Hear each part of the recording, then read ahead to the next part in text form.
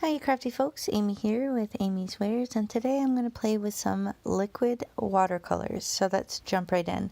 I have this newer stencil, it's called Lined Leaves from A Colorful Life Designs, and I also have some liquid watercolors here that are from Dr. P.H. Martin. I will link this and any other available products in the video description box below, but that's the medium that I'm going to play with.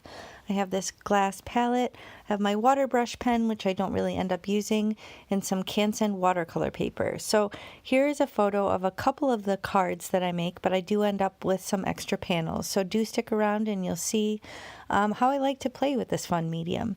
Now I did put pixie spray onto this stencil and I'm going to brayer it down. I did realize I actually put pixie spray on the wrong side.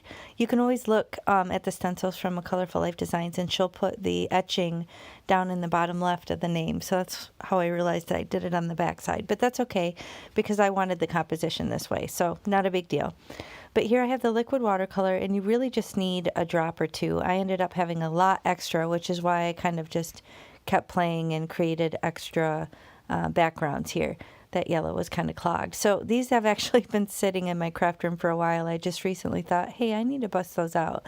So make sure you shake them up because they did kind of separate as they sat. But with a little bit of elbow grease, I was able to shake them back into shape here. So I'm just putting these 4 colors down.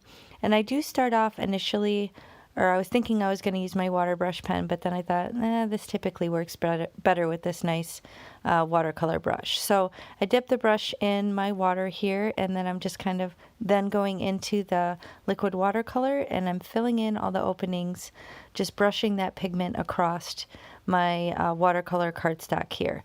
Now, you might be able to get away with doing this without pixie spray in your stencils, but I will say that the pixie spray really does help kind of keep it from seeping under that stencil. So it's my recommendation. It's not required. You probably can make it work. It just might not be quite as neat or defined on your stencil. So here I'm just going from the pink to yellow to the kind of tealish blue to purple, and I'm letting the colors overlap to create other colors in between. So it's this nice bright rainbow across the cardstock, and I always forget it's not frequent that I use these, so I always forget how vibrant they are, and I'm always shocked at just how bright and rich and pigmented the color is every time I get these out.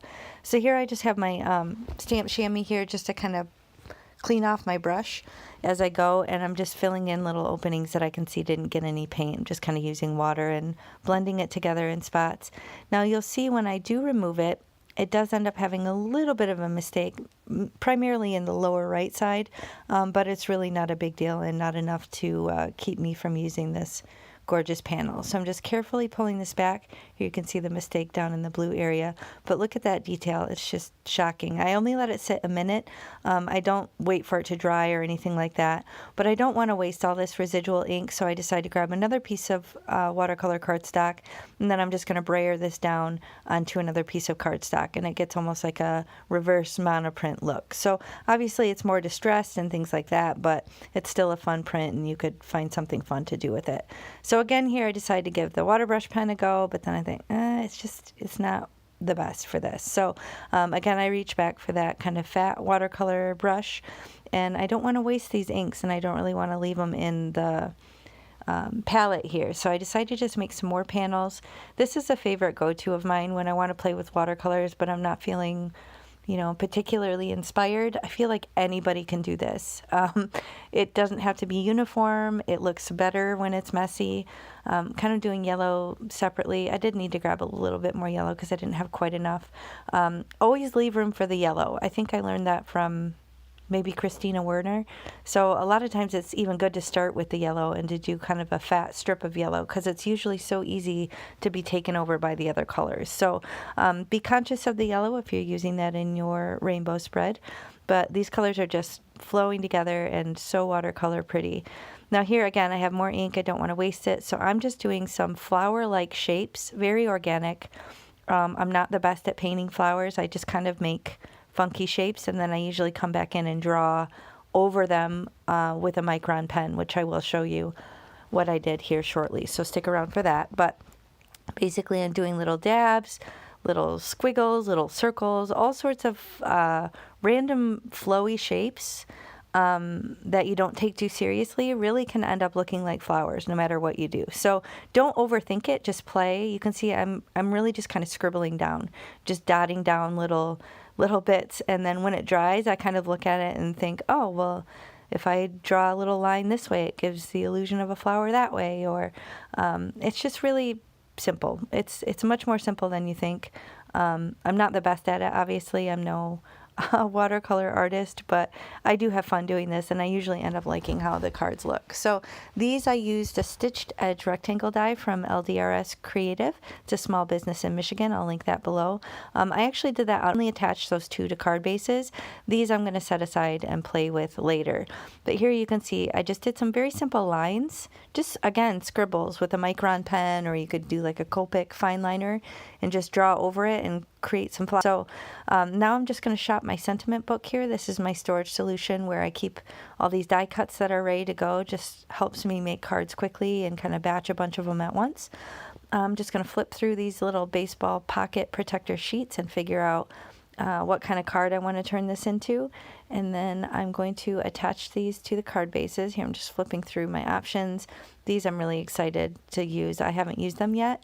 I did a video recently about how I fill my binder, and those are honeybee stamps. You get the coordinating dies and the stamps, and I decided to bust out the die and use some of this adhesive back foam. This little folder kind of holds all my scraps, but I'm picking a color that kind of works in the theme, and this is a fun way to get nice even dimension. This is a great tip if you have kind of a fiddly die. So if you were to use the thin foam strips on this, it might work, though you might still have to cut them down further, and it would be a pretty fiddly process either way. So you could do foam like this and have just the one layer of foam, either adhesive backed or regular, or you could just cut it a bunch of times out of scrap white cardstock and stack it up that way, and that'll give you nice even dimension so it won't get crushed or kind of saggy in shipping. So here I'm using my liquid glue. It's a bit clogged. I have to kind of poke it here. But I'm using liquid glue just to put it all over the top part of this foam, and on the back of this foam there is adhesive. So I will link something similar to that adhesive back foam in the video description box below with all the other products. But basically I'm just lining it right up on here, pressing it down, giving it a second to kind of cure, and then I'm just going to pop the whole shebang right out. And now I basically have a glorified sticker. And what's really cool, when you look at this from the side, you can see that awesome color. This is my pokey tool that one of my followers, Judy, I'm now calling it the Judy tool.